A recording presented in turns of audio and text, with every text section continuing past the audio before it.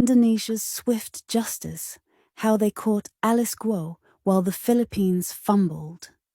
In a stunning display of efficiency, Indonesian authorities managed to do what the Philippine National Police, PNP, National Bureau of Investigation, NBI, and even the Senate failed to accomplish. They tracked down and arrested Alice Guo and her two accomplices. This begs the question: how could a foreign government locate and apprehend these high-profile fugitives while our own agencies were left clueless?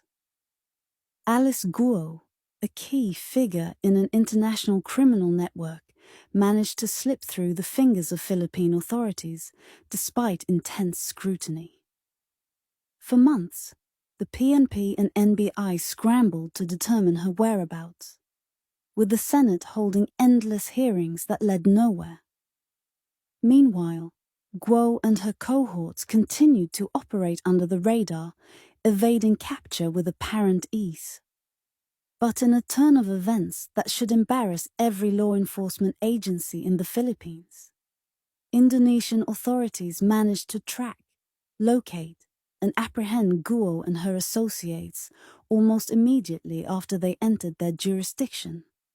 The speed and precision of the Indonesian operation have exposed the glaring incompetence, and possibly even the corruption within our own system.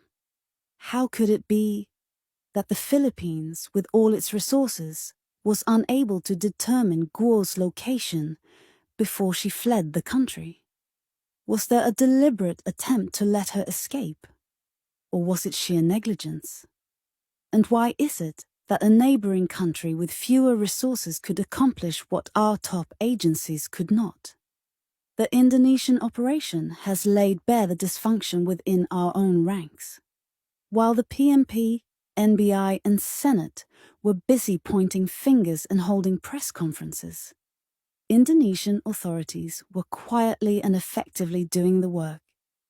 They demonstrated that with the right motivation and professionalism, even the most elusive criminals can be brought to justice.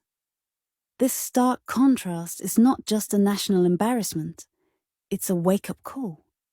As Alice Guo now faces the full force of the law in Indonesia, we must ask ourselves, what went wrong here? And more importantly, who will be held accountable for this monumental failure?